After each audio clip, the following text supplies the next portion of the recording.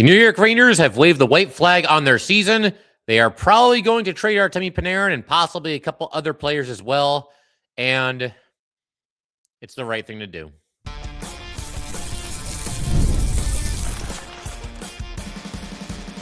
You're Locked on the New York Rangers, your daily podcast on the New York Rangers.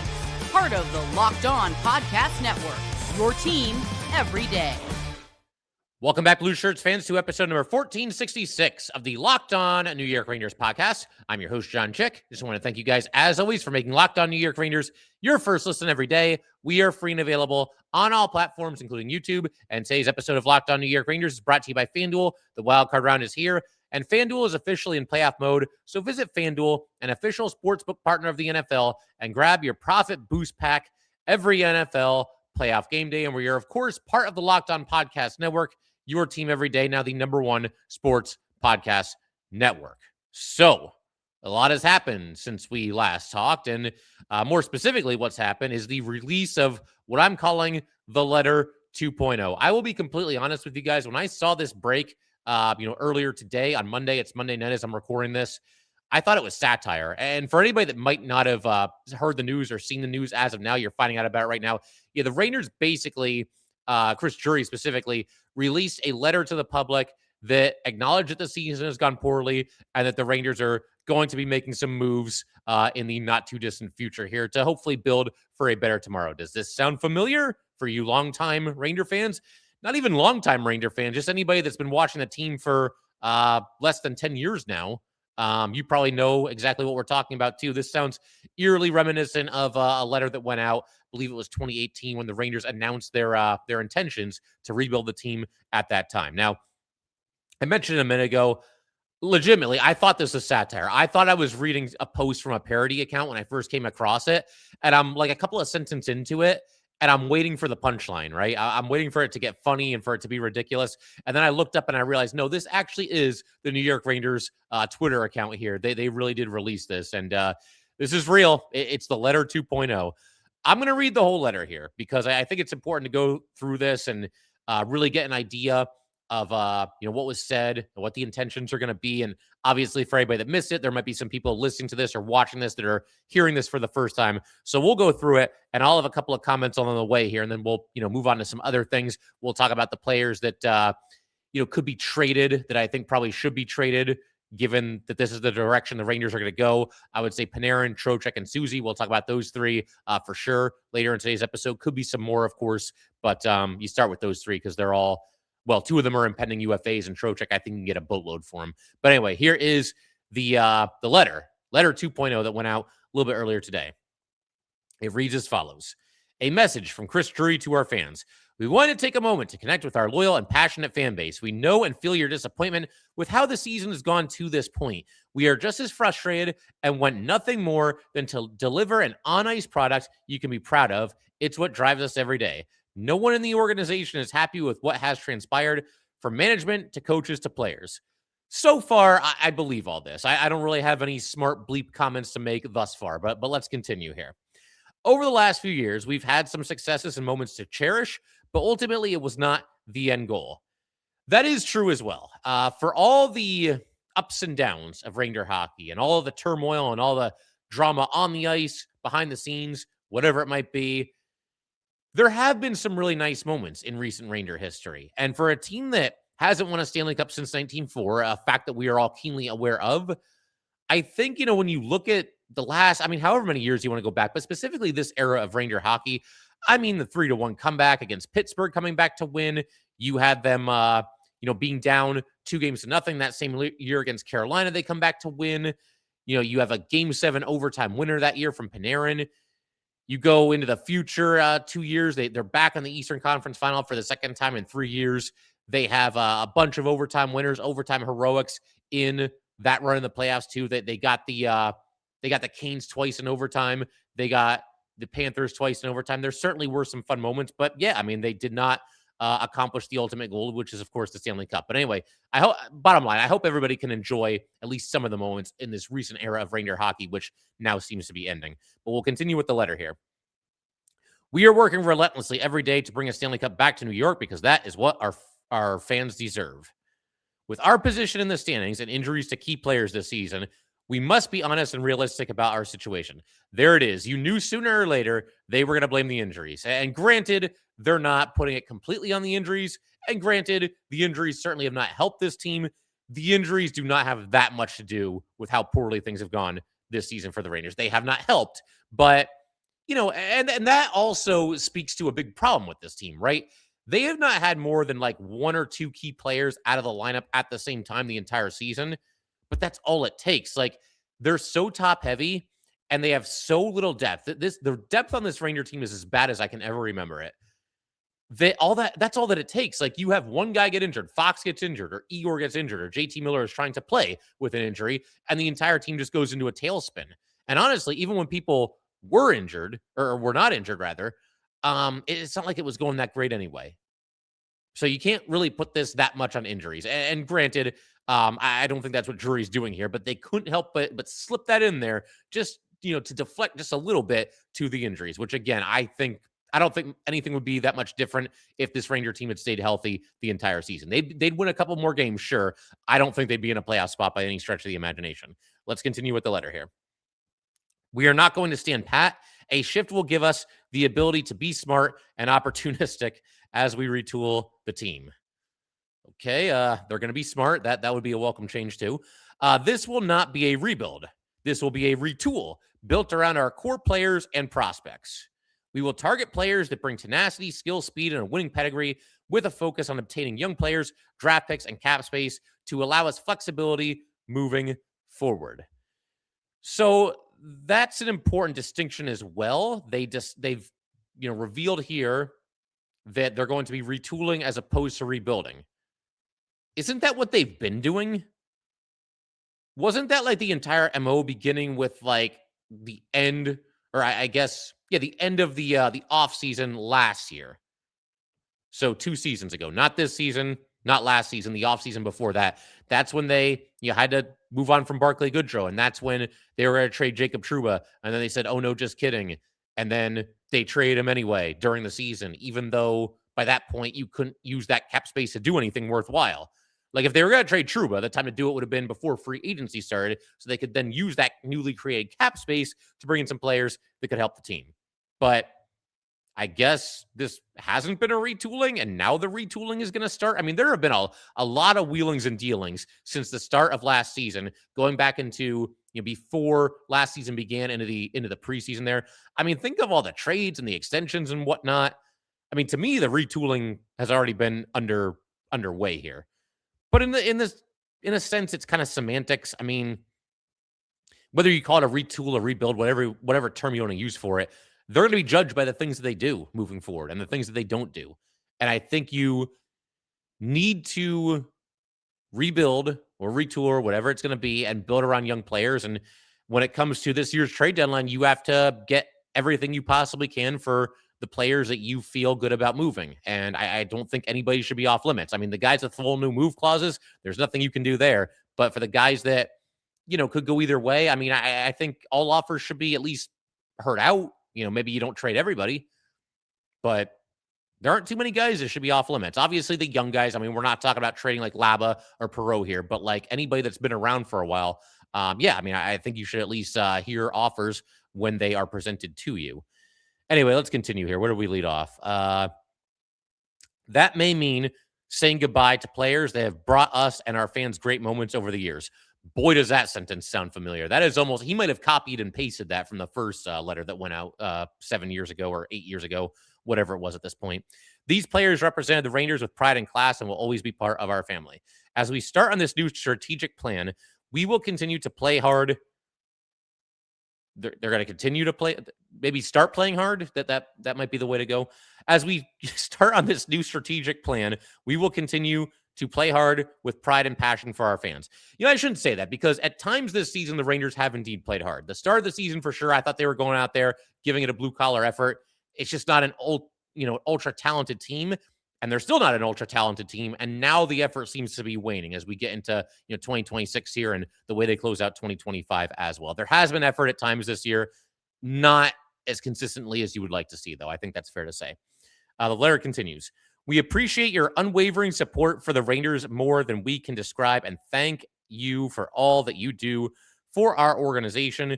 You will begin to see some of our plans come to light in the coming weeks and months. Let's go Rangers. And then it is, of course, signed by Chris Drury. Yeah. I mean, we're going to see their plans. That's not a lie. That they're going to do something here. I mean, clearly, you don't put out a message like this and then stand pat at the trade deadline. I mean, obviously, some changes are going to be coming.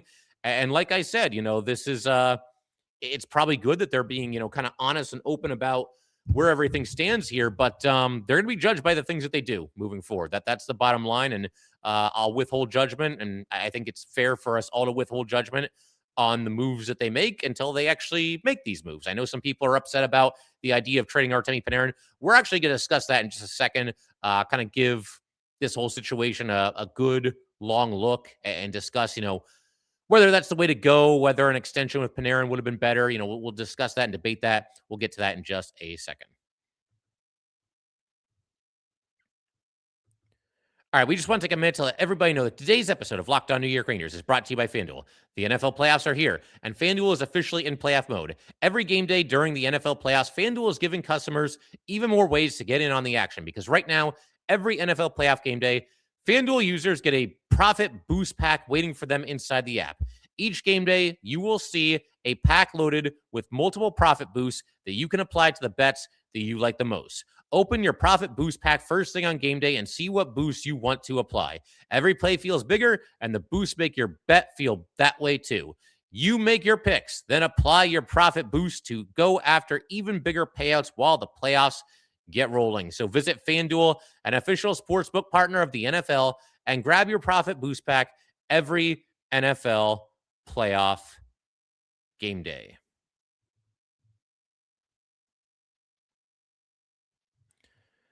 All right, let's go ahead and keep everything going here on Locked On New York Rangers. Big shout out to the everydayers. As always, thank you guys so much for supporting this podcast through all the ups and downs of New York Ranger hockey. And thank you for making Locked On New York Rangers your first listen of the day and making Locked On the #1 sports podcast network. If you haven't already, go check out our new Everydayer Club. Access to an ad-free audio feed for Locked On New York Rangers, compatible with Apple Podcasts, Spotify, and every other major podcast app. And there's also an invite to the members-only Locked On Everydayer Club Discord server, which includes a group chat just for listeners of this show. Tap the link in the show notes to learn more. And for the Everydayers, we're not done. I mean, the Rangers, they might be punting on this season, but we're going to keep going here. We're obviously going to be all over this situation, talk about, who gets traded or who might get traded, all that good stuff. And, hey, the Rangers play hockey on Saturday afternoon. They will be in Philadelphia to take on the Flyers. Puck drops at 1 p.m. for that. So we will discuss that. Now, if you're listening to this on audio, there's a chance that, I'm not sure when I'm going to release this, but it might be out after the game against the Flyers, or we might just release it tonight, Friday night. We'll see. But if anything happens in that game, we'll discuss that in the episode after this. I mean, something's going to happen, but you know what I mean. Anything significant. And obviously, if somebody gets traded, that'll be, the meat and potatoes of the next episode. But we'll cross that bridge when we get to it. Right now, I think it's time to look at 3 players that I think pretty much need to be traded, given the fact that this is going to be the Rangers' approach moving forward. And the one that's obviously the headline grabber and the guy that is probably going to be the best player available at this year's NHL trade deadline is going to be Artemi Panarin. And, you kind of look at the lay of the land here. To begin with, Artemi Panarin, obviously an unrestricted free agent after the season. There's a ton of value there, or there should be. The Rangers should do everything they can to create a bidding war for Artemi Panarin. Now, what makes this tricky is the full no move clause that Artemi Panarin has. And I know some people get upset about that. I have never once, and I never will, get mad at a player for using his full no move clause. The contract terms were agreed upon. You can get mad at the Rangers all you want for them, giving out the no move clauses like Halloween candy. I can understand that. But if a player has it, the player has it, and he's allowed to use it any which way that he wants to do it. What's interesting about this to me, though, is that the Rangers are sort of with Panarin on the opposite side of some trades that have happened in recent years where the Rangers have been the buyers at the trade deadline and some other team has been selling. I think Patrick Kane is an example that certainly comes to mind. He pretty much only wanted to go to the Rangers, even though he had the full no move clause. And that being the case, the Blackhawks weren't really able to get a lot of leverage on the Rangers. I think, there were a couple moving parts there, but I think the meat and potatoes of that trade was Kane for a second round draft pick. And that, on paper, that certainly seemed like a good move. JT Miller was kind of a similar situation last year. However you feel about him and how the season has gone and him being the Ranger captain, it's not really that important for what we're discussing here. Because again, JT Miller, I don't think he had a very long list of teams that he wanted to be traded to, and he had the full no move clause. So again, the Rangers, they had to give up a first for JT Miller and obviously Hedl and Mancini as well. But the Rangers kind of held all the cards there. This time it's sort of the opposite, because with Panarin, I do get the feeling, and it sounds like the Rangers have the inkling as well, that he will be willing to waive his no-move clause for a trade to the right team. But it's just that. It's a trade to the right team. You have to work within whatever parameters Artemi Panarin sets. Are there 5 teams to whom he would be willing to accept a trade and waive the no-move clause? Are there only 3 teams? Is there only 1 team?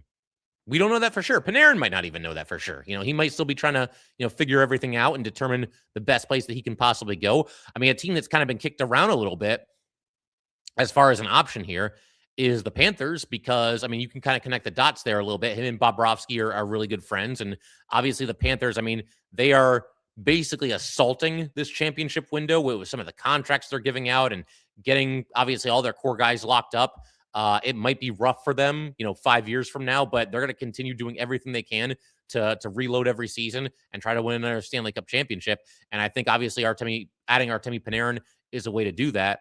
Other teams that might be interested, they're all out there. Maybe we'll discuss that in greater detail in a future episode. But as far as like just the concept of moving him, I think first of all, something the Rangers could do here to hopefully open their options a little bit. And again, it's all contingent on what Panarin wants and where he wants to go. But one way that you can facilitate a trade and try to get as many suitors and as many, essentially bidders as possible is the Rangers can retain half of Panarin's salary, his salary cap hit. And I think they absolutely should do that. That sounds a little bit scary on paper, but it's really not a big deal at all. Panarin is at $11.64 million per season. If the Rangers retain half of that, that can facilitate a trade. And then once this season is over, so too is that cap hit. It's not like the Rangers are on the hook for $5.8 million, whatever that would be, the following season. He'd be a free agent and the Rangers would be free of any Panarin cap hit at that time. So that's not a big deal. They did something similar with that with Ryan Lindgren last year. I believe there was some salary retention by the Rangers then. And of course, he became a free agent and everybody moves on. But yeah, no, apparently Artemi Panarin was one of a couple different players that met with Chris Drury on Monday. This is probably also a good time to point out the fact that all the players on the Rangers, top to bottom, they were all made aware of the fact that the Rangers will be publishing what I am calling the letter 2.0 before it actually happened. So the players were aware, and that probably is for the better. But this was interesting. This is a tweet from Vince Mercogliano on the Panarin and Drury meeting from earlier today. I'll just read it exactly how Vince wrote it here. The Panarin Drury meeting was described as an honest meeting. Panarin, and to continue on that, Panarin, this is me talking now, not the tweet. He was told, it sounds like, from Drury that the Rangers would not be extending him and they would like to give him a chance to go win. And I would say, presumably, a chance to go to a team that has an opportunity to win the Stanley Cup this year. So in some ways, I feel like honesty really is the best policy. It's good that I'm sure both parties got to put all their cards on the table and get everything out in the open here. And who knows, maybe even they got into the specifics. Panarin maybe named a couple of teams that he'd think about waiving the no-move clause for. Who's to say for sure? We're not going to have all those details, I don't think. I can't see something like that coming out. And honestly, when you think about it, it might not have really been the best idea to let it leak or even announce whatever the Rangers did here, that they would under no circumstances be extending Artemi Panarin, because that's something else that was talked about during this meeting. The Rangers told Panarin straight up, we're not going to be extending you after the season. And, at that point, I'm sure they also asked him about waiving the no move clause and how willing he would be to do that.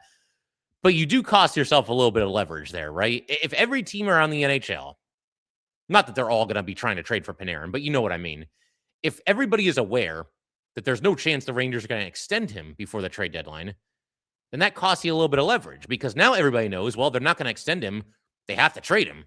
They're not going to just hang on to him through the rest of the season and then let him walk. They have to get something for him. And so you've lost a little bit of leverage. The one thing you could say as kind of a counterpoint to that is that everybody knows what the Rangers are about to do. I mean, when you're dead last in the conference, I think you have to start looking at realistic options, and you have to look to sell. So teams are aware of that. But I think it would have been nice for the Rangers to let that linger a little bit. Don't necessarily reveal that there's no chance that they would extend Panarin. I mean, some people want the Rangers to extend Panarin, and I can understand that too. This is somebody that 7 years with the Rangers, and he's been an unbelievable player. He's been part of a lot of amazing moments, even in the playoffs. I know people go after Panarin for what he does or what he doesn't do in the playoffs.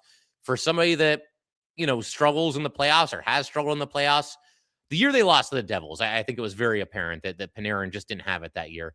But this guy has had some pretty unbelievable moments in the postseason for the Rangers. He's had a lot of points. He's got the Game 7 winner against Pittsburgh. He's got the big Game 3 winner against the Carolina Hurricanes that put the Rangers up 3-0 in that series just 2 years ago. How insane is that?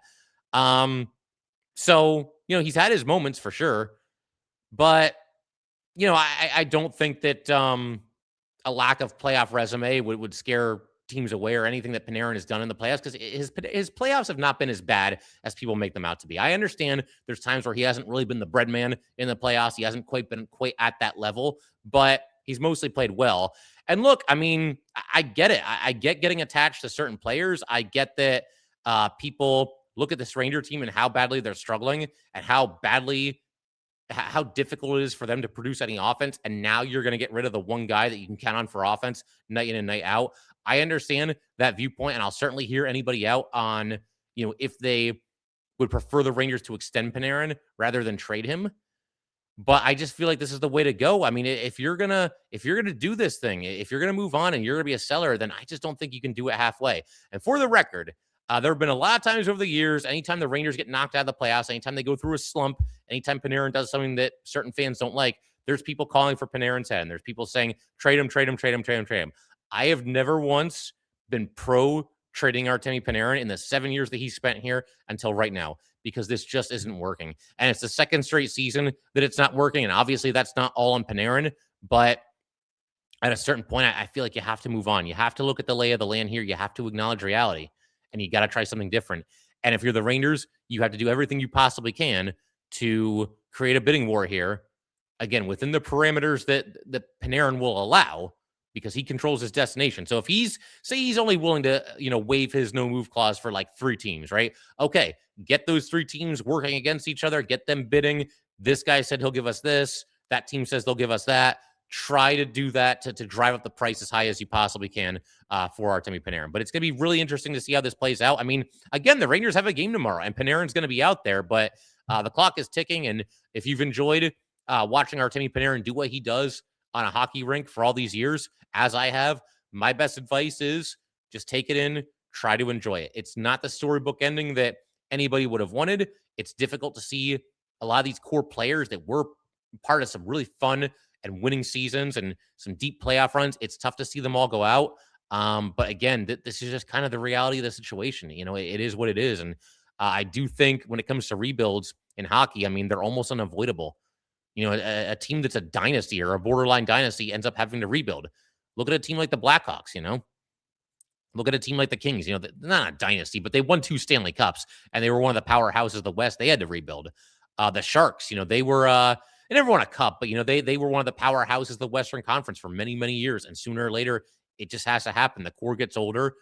Contracts are kind of bloated at a certain point, and you've got to cut bait and take a look at the future. And that's what I think the Rangers are doing here. And it's unfortunate. Again, you don't want to see it end this way for these players, but it's just the unfortunate reality of the way that sports work, and especially the NHL works, a sport where, obviously the salary cap is so tight. So that's Panarin.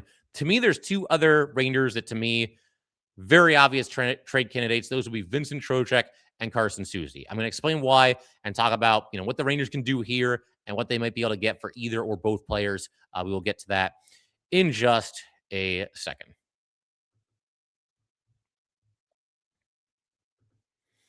All right, we just want to take a minute to let everybody know that today's episode of Locked On New York Rangers is brought to you by Indeed. If you ever hired someone who looked good on paper but wasn't the right fit, you know how important that is. When you want candidates who truly match what you're looking for, trust Indeed sponsored jobs. Hiring, Indeed is all you need. Stop struggling to get your job posting on other sites. Indeed sponsor jobs. Put your post at the top of the page and help you reach the right candidates faster. Instead of struggling to get your job posting, Indeed sponsor jobs helps your listings stand out and reach quality candidates faster. According to Indeed data, sponsored jobs posted directly on Indeed are 90% more likely to report a hire than non-sponsored jobs. Spend more time interviewing candidates who check all your boxes with less stress, less time, and more results using Indeed sponsored jobs. Listeners of this show will get a $75 sponsored job credit to help give you the premium placement it deserves at Indeed.com/lockedon. Just go to Indeed.com/lockedon right now and support the show by saying you heard about Indeed on this podcast. Terms and conditions apply. Hiring, do it the right way with Indeed. All right, so two more Rangers that I definitely want to discuss here. I definitely think these are guys that could, should, and will be on the trade block for the New York Rangers. And there might be others, for sure. We'll see how the Rangers look to play things here. But to me, the three obvious ones are Panarin, who we already discussed, Vincent Trocheck, who we're about to discuss, and then we'll wrap up the episode with one more, and that would be Carson Soucy. We'll start with Trocheck. This is going to divide the Ranger fans as well, because I think a lot of people are going to look at Vincent Trocheck and they see that he's a valuable player, and he's been a valuable player for the Rangers. He does a lot of different things very well for this team. There's a lot of people that want him to be the captain, and they feel like the Rangers can rebuild with Vincent Trocheck still there. He's 32 years old. I mean, he's getting up there a little, but he's not ancient, right?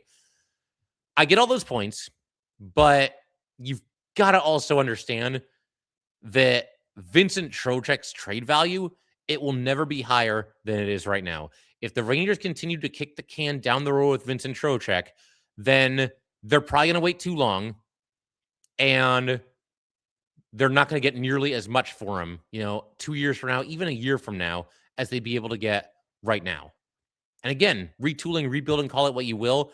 To me, there is an excellent chance here for the Rangers to get very high value, very nice return for Vincent Trocheck. It is not completely out of the realm of possibility that the Rangers can end up getting a better return for Vincent Trocheck than they could for Artemi Panarin.